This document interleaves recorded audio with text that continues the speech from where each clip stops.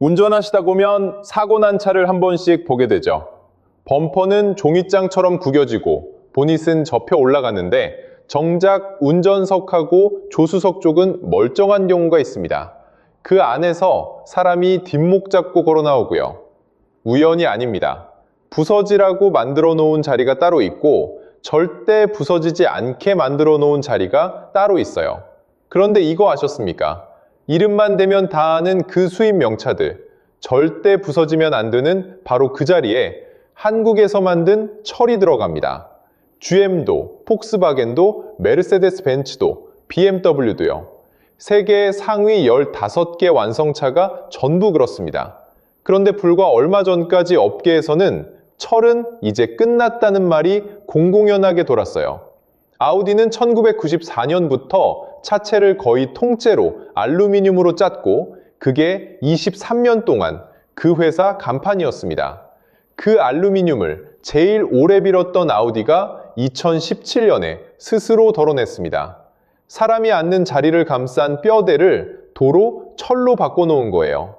끝까지 보시면 세계에서 제일 비싼 차들이 왜 다시 철로 돌아왔는지, 그리고 그 철을 왜 하필 한국에서 받아다 쓰게 됐는지가 정리됩니다. 포드도 있고, 르노도 있고, 도요타, 혼다, 닛산까지 들어가는데 세계 상위 15개 완성차가 전부 여기에 해당됩니다. 해마다 전 세계에서 새 차가 쏟아져 나오죠. 그 차들에 들어가는 강판을 전부 저울에 올려놓고 보면 10장 중에 한 장이 포스코에서 나오는데 한 해에 900만 톤입니다. 지금 이 순간에도 지구 어딘가 공장에서 한국 철이 프레스에 눌리고 있다는 뜻이에요. 그런데 이게 그냥 싸게 팔아서 딴 자리가 아닙니다. 철이라는 물건이 원래 두 가지를 동시에 못하기 때문이에요. 대개 유리컵 있으시죠? 참 단단합니다. 그런데 한번 툭 떨어뜨리면 그 자리에서 와장창 깨져버리죠. 반대로 고무장갑은 아무리 비틀어도 안 찢어지는데 그 위에 뭘 올려놓으면 그대로 축 늘어져 버리잖아요. 철도 딱 이래서 단단하게 만들면 충격을 받는 순간 유리처럼 쪼개지고 잘 휘게 만들면 무게를 못 버팁니다. 그래서 차를 만드는 사람들은 100년 동안 이 둘 중에 하나를 반드시 골라야만 했어요. 기가스틸이라는 건 그 둘을 한 장에 담아버린 철이라 유리컵만큼 단단한데 고무장갑처럼 휩니다. 이게 왜 그렇게 어려운 일이었는지는 뒤에서 자세히 풀어드릴게요. 그리고 하나 더 알아두셔야 할 게 있는데 지금 그 10장 중 한 장을 만드는 이 나라는 원래 제철소를 지으면 안 되는 나라였습니다. 누가 술자리에서 흘린 말이 아니라 세계은행이라는 데가 종이에 또박또박 적어서 남긴 판정이었어요. 가난한 나라에 돈을 대줄지 말지를 정하는 그 바닥에서 제일 힘센 곳입니다. 돈을 대주기로 했던 5나라가 그 종이 한 장을 보고 일제히 발을 빼면서 다 됐다고 믿고 손 내밀던 자리에서 그대로 퇴짜를 맞았습니다. 이 종이 이야기는 뒷부분에서 다시 꺼낼 텐데요. 그때 이걸 쓴 당사자가 훗날 남긴 한마디가 나옵니다. 오늘 영상에서 제일 통쾌한 대목이라고 봅니다. 자, 그럼 알루미늄 이야기부터 해보죠. 도대체 왜 세계에서 제일 비싼 차들이 하나같이 알루미늄 쪽으로 돌아섰던 걸까요? 나이가 좀 있으신 분들은 이런 기억 있으실 겁니다. 예전에 차 사러 가면 문짝을 손으로 툭툭 두드려보고 소리가 묵직하면 아, 철판이 두껍구나 하고 안심했잖아요. 그때는 두꺼운 게 곧 좋은 거였는데 지금 자동차 회사들이 밤새 하는 고민은 정확히 그 반대입니다. 이유는 딱 하나, 무게였습니다. 알루미늄은 같은 부피면 철의 3분의 1 무게밖에 안 나가고 차가 가벼워지면 연비가 좋아지면서 배기가스가 줄어듭니다. 그런데 2000년대 들어 유럽하고 미국이 배기가스 기준을 해마다 낮추면서 못 맞추면 차 한 대 팔 때마다 벌금을 물리겠다고 자동차 회사들 목을 조이기 시작했어요. 차를 가볍게 만드는 게 선택이 아니라 생존이 걸린 문제가 된 겁니다. 그러니까 답은 뻔해 보였죠. 무거운 철 버리고 가벼운 알루미늄으로 가면 되잖아요. 실제로 업계 전체가 그쪽으로 몰려가면서 그 무렵 고급차 만드는 회사치고 알루미늄 차체를 검토 안 해본 데가 없었습니다. 그 중에서도 가장 크게 판돈을 걸었던 회사가 2015년 포드입니다. 포드 F150이라는 픽업 트럭이 있는데 승용차까지 다 포함해서 미국에서 제일 많이 팔리는 차고, 이게 속한 F 시리즈가 그 1위 자리를 40년 넘게 단 한 번도 놓친 적이 없어요. 우리로 치면 온 국민이 이름을 아는 국민차인 셈인데, 포드가 이 차의 차체를 통째로 알루미늄으로 갈아엎어서 내놓은 겁니다. 미국 국민차가 철을 버렸다는 건 이 승부는 끝났다는 선언이나 마찬가지였어요. 그런데 말이죠. 바로 그 해에 아주 묘한 시험 결과가 하나 나옵니다. 미국의 고속도로 안전보험협회라는 데가 있는데, 보험회사들이 돈을 모아서 차를 실제로 들이받아보는 기관입니다. 여기가 알루미늄 F150하고 예전 강철 F150을 똑같이 부딪혀 놓고 수리비를 계산해 봤는데, 시속 15km로 앞뒤를 한 번씩 박는 주차장에서 흔히 나는 딱 그 정도 사고였어요. 강철차는 7,034달러가 나왔는데 알루미늄 차는 8,885달러가 나왔습니다. 지금 환율로 치면 1,000만원짜리 수리비가 1,270만원이 된 겁니다. 우리 월급으로 치환해보면 한 달에 300만원 받으시는 분이 그 한 번에 넉 달치 월급을 넣어야 한다는 얘기예요. 기름값 아껴보겠다고 차를 가볍게 만들었는데 아낀 돈이 접촉사고 한 번에 다 날아가고도 모자라는 구조였습니다. 포드가 어떻게 나왔을까요? 순순히 인정했을 것 같으십니까? 아니었습니다. 포드는 저건 그 기관이 연출한 충돌쇼라며 공식적으로 반박하고 나섰어요. 미국에서 제일 많이 팔리는 차를 만드는 회사가 보험기관을 상대로 대놓고 각을 세운 건데, 이 정도로 나왔다는 건 그쪽에서도 그만큼 아팠다는 얘기죠. 그런데 진짜 문제는 수리비 숫자 그 자체가 아니었습니다. 알루미늄은 아무 데서나 못 고칩니다. 철판은 동네 카센터에서 용접기로 지져 붙이면 되는데, 알루미늄은 전용 장비에 그걸 다룰 줄 아는 기술자까지 있어야 하거든요. 그래서 2015년 그 해에 장비를 못 갖춘 정비소는 아예 그 차를 못 받았고, 받아줄 때가 줄어드니까 차주는 멀리 있는 지정 공장까지 차를 끌고 가야 했습니다. 수리기간이 늘어지니 렌터카 비용이 또 붙었고, 보험사는 그 비용을 전부 계산기에 두들겨 넣었어요. 하나는 분명히 해두겠습니다. 지금까지 말씀드린 건 전부 2015년 그 한 해의 장면이고, 포드가 2년에 걸쳐 부품값을 조정하고 정비망을 넓혀서 이 차이를 결국 지원했습니다. 같은 기관이 직접 그렇게 발표했으니까 알루미늄이 지금도 비싸다는 얘기가 아니에요. 제가 이 장면을 꺼낸 이유는 딱 하나인데, 철은 완전히 끝났다고 온 업계가 믿던 바로 그 해에 처음으로 청구서가 날아왔다는 겁니다. 이때부터 자리가 갈리기 시작합니다. 짐 싣는 칸처럼 가벼운 게 최우선인 자리에서는 알루미늄이 계속합니다. 그런데 차값이 1억을 넘어가고 사람이 앉는 자리를 어디까지 지킬 거냐를 따지기 시작하면 계산이 완전히 달라져요. 그리고 그 계산을 제일 먼저 다시 해본 회사가 알루미늄을 제일 오래 밀었던 아우디였습니다. 그래서 그쪽이 도로 집어넣은 게 뭐냐면, 예전에 쓰던 그 철이 아니라 이름만 같지 안에 든 성질이 통째로 달라진 철이었습니다. 여기서 기가스틸이라는 이름이 등장합니다. 이름은 좀 어렵습니다. 기가스틸이라고 하면 기가바이트 할 때 그 기가인가 싶으실 텐데 맞는데, 정확히는 기가파스칼이라는 단위에서 따온 이름이에요.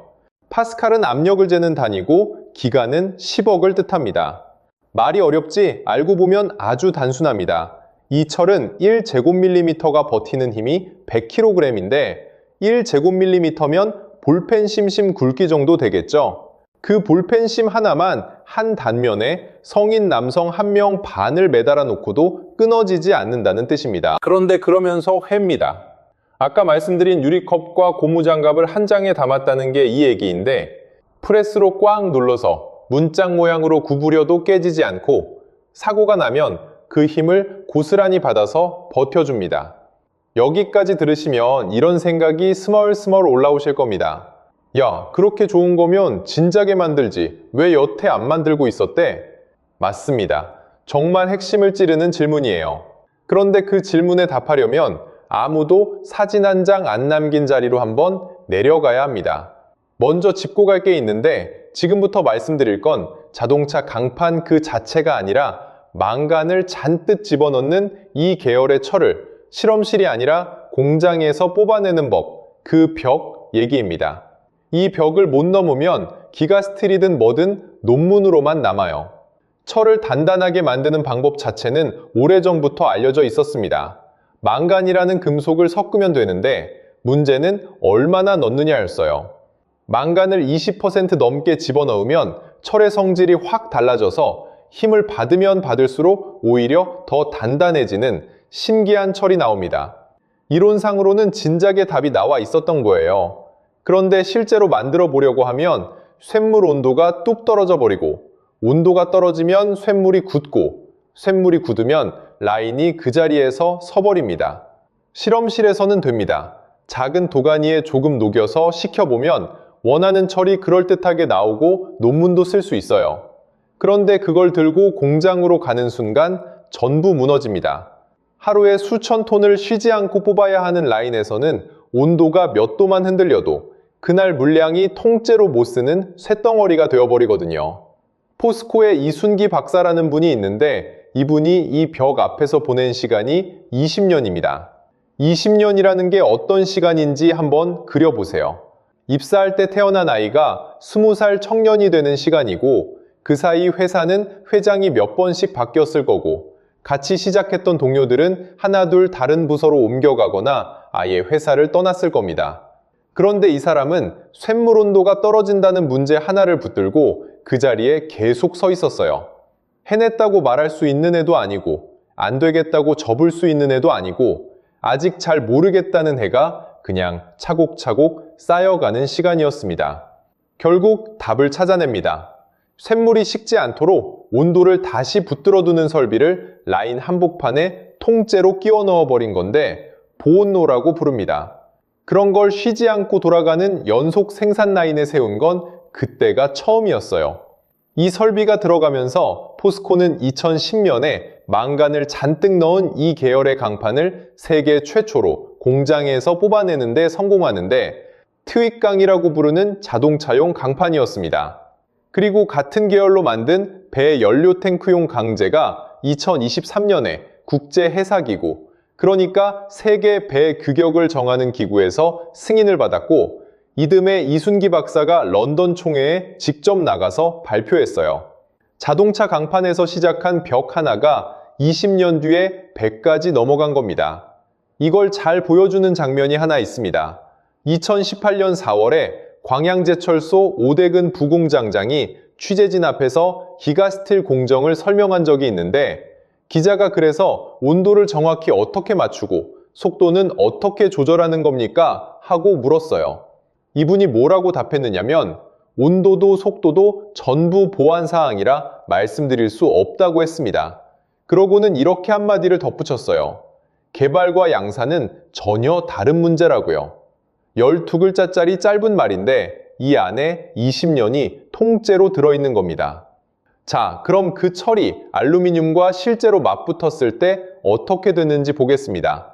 개상이 비집힌 곳이 딱 3군데였는데 무게, 돈, 그리고 탄소였어요. 진짜 마지막 한 군데는 제가 말씀 안 드리겠습니다. 그건 아우디가 자기 입으로 답합니다. 첫 번째는 무게입니다. 알루미늄이 가볍다는 건 어디까지나 같은 부피일 때 얘기인데 100년 동안 아무도 이 계산을 못 건드렸어요. 철은 무거운 게 당연한 물건이었으니까요. 그 계산을 건드린 게 이겁니다. 알루미늄은 힘을 덜 받으니까 두껍게 써야 하고 기가스틸은 힘이 세니까 훨씬 얇게 써도 되니까 두께에서 승부가 다시 붙어버리는 거예요. 포스코가 이 철로 전기차 차체를 짜봤더니 예전 강철 차체보다 26%가 가벼워지면서 최대 207kg이 빠졌는데 성인 남성 3명이 뒷좌석에 늘 타고 다니다가 내린 무게입니다. 무게라는 알루미늄의 마지막 방패가 여기서 얇아졌어요. 두 번째는 돈입니다. 포스코가 자기 강판과 알루미늄을 같은 조건에 놓고 재본 자료가 있는데요. 차 무게를 30% 줄인다는 똑같은 목표로 맞춰놓고 보니 알루미늄은 소재값이 3.5배, 가공비가 2.1배였습니다. 차 한 대 재료비가 2배 넘게 벌어진다는 뜻인데 이걸 한 해 수백만 대에 곱하면 회사 실적이 통째로 흔들려요. 세 번째가 제일 의외인데 탄소예요. 애초에 차를 가볍게 만들자고 한 이유가 뭐였습니까? 배기가스 줄이자는 거였죠. 그런데 소재를 만들 때 뿜어져 나오는 탄소를 재봤더니 얘기가 완전히 달라집니다. 철은 1kg 만드는데 이산화탄소가 2kg 남짓 나오는데 알루미늄은 11kg이 넘어요. 5배가 넘는 차이입니다. 차가 도로를 굴러다니면서 아껴주는 배기가스보다 그 차를 만드느라 이미 뿜어낸 탄소가 더 클 수도 있다는 얘긴데 환경 때문에 알루미늄으로 갔다가 환경 계산서를 펴보니 답이 정반대로 나와버린 겁니다. 포스코는 여기에 확신이 있었던 모양입니다. 2017년 4월에 2,544억 원을 쏟아부어서 광양에 기가스틸 전용 라인을 하나 더 세웠는데 승용차 차체 강판으로 치면 한 해에 55만 대 분이에요. 무게에서 격차가 좁혀졌고 돈과 탄소에서는 계산이 아예 뒤집혔습니다. 여기까지가 계산기 얘기인데 자동차 회사가 소재를 바꾸는 진짜 이유는 계산기밖에 하나 더 있어요. 그 얘기를 하기 전에 광양의 그 라인으로 잠깐 돌아가 보죠. 이 공장에 대해서는 지금까지도 알려진 게 거의 없습니다. 오대근 두공장장이 온도와 속도는 보안사항이라고 했던 말씀 기억하시죠? 그게 그냥 둘러대는 말이 아니에요. 기가스틸은 성분표만 손에 넣는다고 따라 만들 수 있는 물건이 아니라 어느 온도에서 얼마나 빠르게 식히느냐, 그 조합이 진짜 핵심입니다.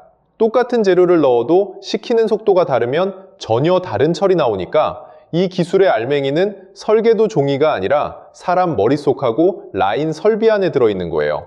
도면을 훔쳐가는 방식으로는 잘 안 넘어가는 대신 사람이 넘어가면 통째로 넘어가 버립니다. 이 대목에서 가슴이 철렁하시는 분들 계실 겁니다. 20년 걸려 만든 걸 몇 년 만에 통째로 가져가려는 손이 늘 있었으니까요. 축하할 일인데 동시에 지켜야 할 일이라 이 얘기를 하고 나면 마음이 좀 복잡해지는데 다만 한 가지는 분명하죠. 남이 못 만드는 걸 만들어놨으니까 지킬 걱정도 생기는 겁니다. 그리고 이 철은 이미 도로 위에 나와 있어요. 2017년에 쌍용 자동차가 G4 렉스턴을 내놓으면서 차체에 1.5기가급 기가스틸을 세계 최초로 적용했고 그해 국내 충돌 안전성 평가에서 가장 높은 등급을 받았습니다. 여기까지만 보면 한국 철의 완승 같죠? 그런데 진짜 장면은 지금부터입니다. 아우디가 2017년에 내놓은 신형 A8, 그 차를 뜯어서 소재를 세어보면 이렇습니다.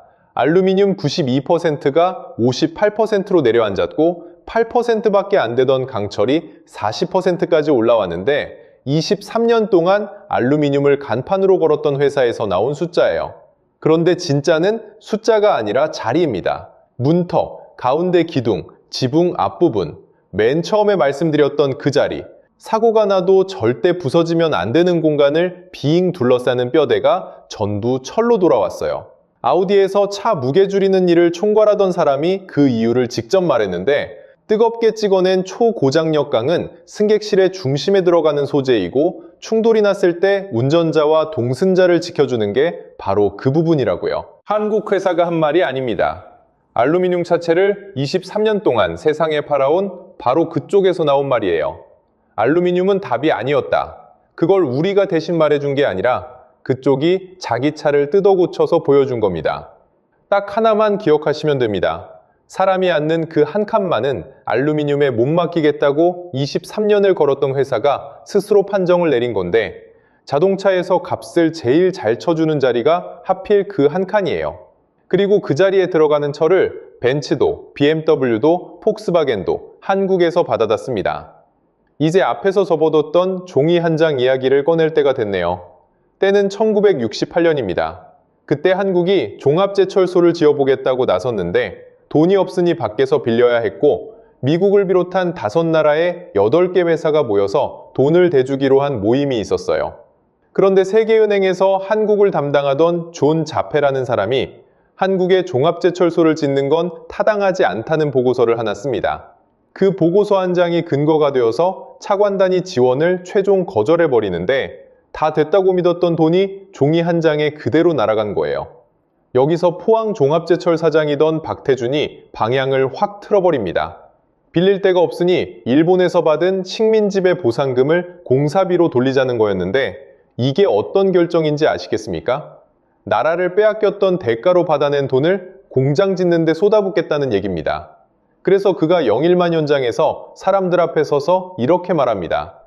이 제철소는 식민 지배에 대한 보상금으로 받은 조상의 혈세로 짓는 것이니 만일 실패하면 바로 우향우에서 영일만 바다에 빠져 죽는다는 각오로 일해야 한다. 바다를 오른쪽에 두고 선 사람이 그 오른쪽을 손가락으로 가리키면서 한 말입니다. 그 뒤로 세월이 한참 흘렀고 그 종이를 썼던 존 자페가 훗날 자기 판단에 대해서 이렇게 말했어요. 나는 지금도 차관단에 투자 반대 의견을 제출했던 내 보고서가 옳다고 믿는다. 여기까지만 들으면 끝까지 안 굽힌 것 같죠? 그런데 이 사람 문장이 아직 안 끝났습니다. 다만 박태준 회장이 상식을 초월하는 일을 해서 나의 보고서를 틀리게 만들었을 뿐이다. 저는 이 한 줄이 오늘 이야기 전체를 가장 정확하게 요약한다고 봅니다. 계산이 틀렸다는 게 아니라 계산을 틀리게 만들어버린 사람들이 있었다는 뜻이니까요. 솔직히 숫자로만 놓고 보면 그 보고서가 맞았습니다. 자본도 없고 기술도 없고 철광석도 석탄도 한 톨 안 나오는 나라라 원료를 전부 배로 실어와서 녹여서 다시 배에 실어 내보내야 하는 겁니다. 종이 위에서는 답이 안 나오는 게 당연했는데 그 답이 안 나오는 자리에 사람을 밀어넣어서 기어이 답을 만들어낸 거죠. 자, 그러면 지금 이 철에 대한 성적표는 누가 매기고 있을까요? 우리끼리 매긴 점수는 아무 의미가 없으니까 전부 바깥에서 나온 것만 가져와 봤습니다. 2024년 2월에 국제학술지 네이처 커뮤니케이션스에 논문이 하나 실리는데 포스코 백유열 수석연구원하고 창원대 문준호 교수가 함께 쓴 기가스틸을 어떻게 붙일 것인가에 관한 논문이었어요. 용접이 왜 문제였느냐면 아무리 센 철을 만들어놔도 붙이는 자리가 약하면 사고가 났을 때 딱 그 자리부터 터져나갑니다. 그동안은 비싼 니켈을 넣어서 해결했는데 이 연구팀이 니오분하고 크롬을 섞어서 답을 찾아냈고 원가는 절반으로 뚝 떨어지면서 붙인 자리를 계속 구부렸다 폈다 할 때 버티는 힘이 2배 넘게 올라갔어요. 그 다음은 순위표예요. 미국의 월드 스틸 다이내믹스라는 철강 전문 조사기관이 있는데 해마다 전 세계 철강사를 수십 개 항목으로 채점하는 데입니다. 포스코가 여기서 2위를 했는데 2010년부터 무려 15년 연속이에요. 그리고 2025년 6월 이 기관이 뉴욕에서 연포럼에서 포스코를 명예의 전당에 올렸는데 철강사로는 세계에서 처음이었습니다. 격세지감이 절로 느껴지지 않으십니까? 제철소 짓지 말라고 종이에 적혔던 나라가 그 명예의 전당에 이름을 제일 먼저 올린 겁니다. 그런데 한국 자동차 강판 이야기가 포스코 하나로 끝나지를 않아요. 2004년에 현대차 그룹이 당진 한보철강을 인수해서 자기 제철소를 짓기 시작하는데 포스코 입장에서는 제일 큰 단골이 가게를 나가더니 바로 옆 골목에 같은 간판을 걸고 앉은 셈이죠. 그런데 한국 전체로 놓고 보면 자동차 강판을 제대로 만들 줄 아는 회사가 하나에서 둘로 늘어난 일이었습니다. 그 회사가 현대제철인데 원래는 집안 살림용 회사처럼 보였던 곳이 2024년에 계열사를 뺀 해외 완성차에 넘긴 강판이 100만 톤 선을 처음으로 넘어섰어요. 사가는 쪽이 GM과 포드와 르노를 포함해서 25개 브랜드입니다. 여기에 3세대 강판이라는 게 있어요. 강도를 높이면 잘 안 휘고 잘 휘게 만들면 강도가 떨어진다. 아까 유리컵과 고무장갑으로 말씀드린 바로 그 벽인데 3세대 강판은 그 벽을 정면으로 넘은 물건이라 강도는 그대로 두면서 늘어나는 정도를 절반 넘게 끌어올렸습니다. 이걸 개발하는데 선행연구부터 따져서 10년이 넘게 걸렸고 2025년 6월에 당진에서 상업 생산이 시작됐어요. 그러면 오랫동안 우리 앞자리에 있던 일본 철강은 지금 뭘 하고 있을까요? 일본 제철은 25년 가까이 포스코 주식을 들고 서로 협력하던 회사인데 2024년 9월에 그 지분을 팔기로 합니다. 미국 US 스틸을 통째로 사들이는데 돈이 급했거든요. 149억 달러짜리 인수였는데 그 인수를 승인받으려고 내놓아야 했던 게 또 있어요. 미국에서 유럽 회사와 같이 굴리던 엘라베마 합작 제철소, 그 지분 절반입니다. 얼마에 넘겼는지 아십니까? 1달러예요. 그 한 건으로 회계장부에 우리 돈 2조 원이 넘는 손실을 적어 넣었는데 미국 안으로 들어가는 표값이 그만큼 비쌌다는 뜻입니다. 그리고 그 표를 사려고 줄을 선 게 일본만이 아니었어요. 그런데 이렇게 잘 풀리던 한국 철강에도 최근 아주 매운 한방이 들어왔습니다. 2025년 6월에 미국이 무역확장법 232조를 근거로 수입 철강에 50% 관세를 매기기 시작했는데, 미국에 철강을 내다 팔면 받은 값의 절반이 세금으로 얹힌다는 뜻이에요. 우리 월급으로 치면 이런 겁니다. 300만 원짜리 일을 맡았는데 그걸 사가는 쪽이 450만 원을 내야 받아갈 수 있게 된 거예요. 그럼 어떻게 되겠습니까? 그 150만 원을 내가 깎아주든지, 상대가 더 내든지, 아니면 거래가 깨지든지 셋 중 하나입니다. 가격으로 붙어보겠다는 말 자체가 성립을 안 하죠. 2달 뒤에는 대상이 더 넓어져서 철강이 들어갔다는 이유로 볼트, 너트, 가구 부품까지 줄줄이 끌려 들어갔고, 관세를 물어야 하는 품목이 1000종을 넘어섰습니다. 유럽 쪽에서도 청구서가 날아옵니다. 탄소를 많이 뿜으면서 만든 제품을 유럽에 팔면 그만큼 값을 물리는 제도가 생겼는데, 국내 철강업계가 앞으로 9년 동안 여기에 낼 돈이 2조 6,440억 원으로 추산돼요. 아까 그 광양 전용 라인을 10개나 새로 지을 수 있는 돈입니다. 중국은 남아도는 물량을 세계 시장에 계속 밀어내고 있고, 알루미늄 쪽도 가만히 있지 않습니다.